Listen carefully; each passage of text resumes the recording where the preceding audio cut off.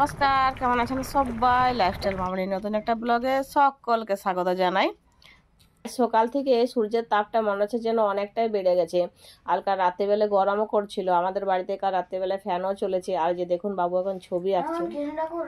বাবু ছবি আঁকতে খুব ভালোবাসে। ও যখনই বাড়িতে থাকে ফাঁকা সময় পায় তখনই ছবি আঁকতে বসে পড়ে রং পেন্সিল নিয়ে। এই যে দেখুন ছবিটা এঁকেছে, তো ছবিটা এখনো রং করা হয়নি, ছবিটা স্কেচ করেছে।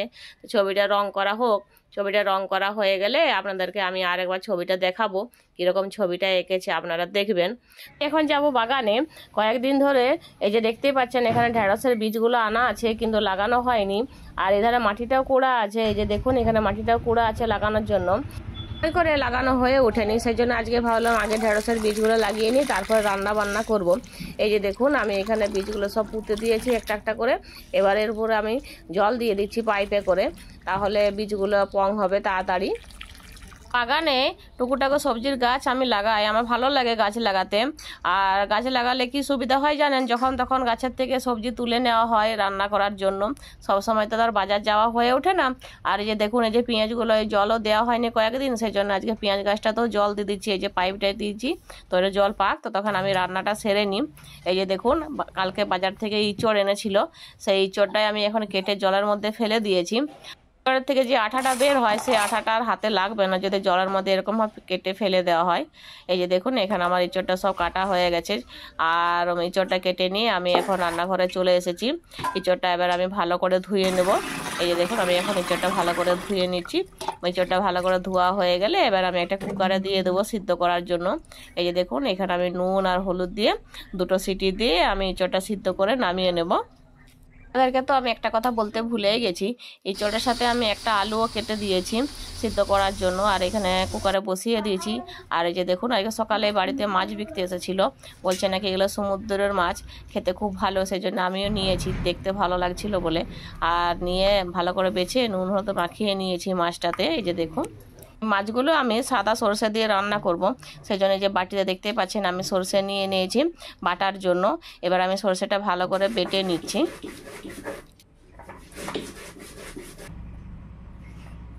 আর সরষেটা ভালোভাবে বাটা হয়ে গেছে, এবার আমি একটা বাটিতে তুলে নিচ্ছি সরষে বাটাটা। আর একটা কড়াই আমি তেল গরম করতে বসিয়ে দিয়েছিলাম। আর এই যে দেখছেন এখন আমি এর মধ্যে দিয়ে দিচ্ছি পাঁচফোড়ন আর কুচিয়ে রাখা পেঁয়াজ। আর পেঁয়াজটা ভালো করে আমি তেলের মধ্যে ভেজে নিচ্ছি। যারা যারা আমার ভিডিও দেখেন বা আমার ভিডিও দেখতে পছন্দ করছেন তাদের কাছে আমার একটাই অনুরোধ যে আপনারা ভিডিওটা পুরোটাই দেখবেন, স্কিপ না করে। অনেকেই আছেন যারা ভিডিওগুলো দেখছেন স্কিপ করে করে চলে যাচ্ছেন। গল্প করতে করতে আমার পেঁয়াজটা ভাজা হয়ে গেছে। আবার এর মধ্যে আমি আদা রসুন বাটাটাও দিয়ে দিয়েছিলাম। আর এই যে দেখুন এখন আমি দিয়ে দিলাম হলুদ গুঁড়ো, জিরে গুঁড়ো, লঙ্কার গুঁড়ো আর ধনে গুঁড়ো দিয়ে ভালো করে আমি এখন মশলাটাকে কষিয়ে নিচ্ছি। এই যে দেখুন আমার মশলাটা ভালোভাবে কষানো হয়ে গেছে, তেলটাও ছেড়ে এসেছে। এবার এর মধ্যে আমি দিয়ে দিচ্ছি আগে থেকে সিদ্ধ করে রাখা ইঁচড় আর আলু। এবার এটা আমি ভালো করে কষিয়ে নিচ্ছি। এই যে দেখুন ভালোভাবে কষানো হয়ে গেছে আমার। এবার এর মধ্যে আমি 2 বাটি জল দিয়ে দিলাম। আপনারা যতটা ঝোল খাবেন সেই হিসাবে জল দিবেন। আমি যেহেতু এখানে ইঁচড়টা মাখা মাখা করবো সেই জন্য আমি 2 বাটি মতন জল দিয়েছি। আর পরিমাণ মতো নুনও দিয়ে দিয়েছি এর মধ্যে। আমার রান্নাটা হয়ে গেছে। এই যে দেখুন এবার আমি 1 চামচ মতো গরম মশলার গুঁড়ো উপর থেকে ছড়িয়ে তরকারিটা আমি নামিয়ে নিচ্ছি। এবার আমি তেল গরম করে মাছগুলো সব ভেজে নিচ্ছি। আপনারা যারা প্রতিনিয়ত আমার ভিডিও দেখছেন তাদেরকে অনেক অনেক ধন্যবাদ। আর যারা আমার নতুন বন্ধু তাদেরকেও অনেক ধন্যবাদ। আবার কিছু বন্ধু এমনও আসছেন যে চ্যানেলটাকে সাবস্ক্রাইব করছেন, আবার কিছুক্ষণ পর চ্যানেলটাকে আনসাবস্ক্রাইব করে দিচ্ছেন।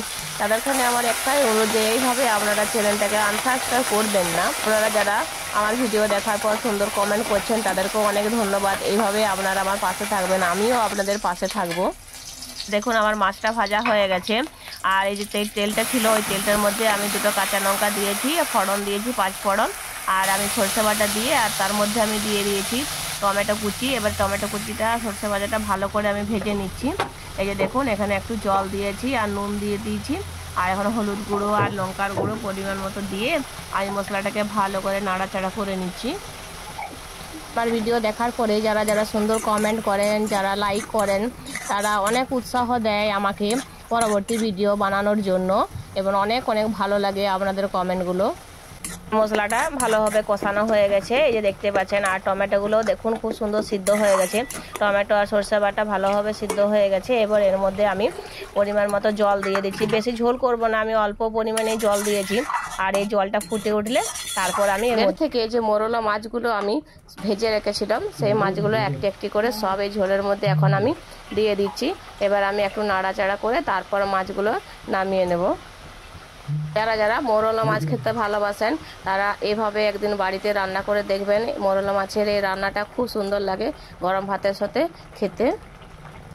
এভাবে মোরলা মাছের রান্না খেতে আমার হাজব্যান্ড খুবই পছন্দ করে। মাছের এই রান্নাটা হয়ে গেছে, এবার আমি গ্যাসের চুলাটা বন্ধ করে দিচ্ছি। বন্ধ করে দিয়ে একটা প্লেটের মধ্যে তরকারিটা ঢেলে নিয়েছি, এই যে দেখতেই পাচ্ছেন। আর এই যে দেখুন এখানে আমার সমস্ত রান্না আজকের হয়ে গেছে। তো এবার আমি ঘরে গিয়ে দেখি বাবু ছবিটা পুরোটা কমপ্লিট হয়েছে কিনা। আমি বলেছিলাম না আপনাদেরকে ছবিটা দেখাবো কমপ্লিট হলে। এই যে দেখুন ছবিটা কমপ্লিট হয়েই গেছে, এই যে দেখতেই পাচ্ছেন আপনারা। অনেকক্ষণ ধরে বসে বসে ধৈর্য ধরে এই ছবিটা কমপ্লিট করেছে। তাই আপনারা যারা যারা আমার ভিডিও দেখছেন বা আমার ভিডিও দেখেন তারা প্রত্যেকেই আমাকে কমেন্টে জানাবেন আজকের এই ছবিটা কীরকম এঁকেছে বা আপনাদের ছবিটা কেমন লেগেছে। আর এরকম ছবি অনেক আঁকা আছে ওর, আমি একদিন সময় করে আপনাদেরকে ওর খাতাগুলো আপনাদের সঙ্গে শেয়ার করব, আপনারা দেখবেন। আজকের ভিডিওটা আমি আর বেশি বড় করব না, তাই আজকের ভিডিওটা আমি এখানে শেষ করছি। সকলে ভালো থাকবেন, সুস্থ থাকবেন। আর আজকের ভিডিওটা যদি আপনাদের ভালো লেগে থাকে তাহলে একটা লাইক করবেন আর আমার চ্যানেলটাকে সাবস্ক্রাইব করে পাশে থাকা বেল আইকনটি দাবিয়ে দিবেন, যাতে করে পরবর্তী ভিডিও ছাড়ার সঙ্গে সঙ্গে নোটিফিকেশন আপনাদের কাছে পৌঁছে যায়।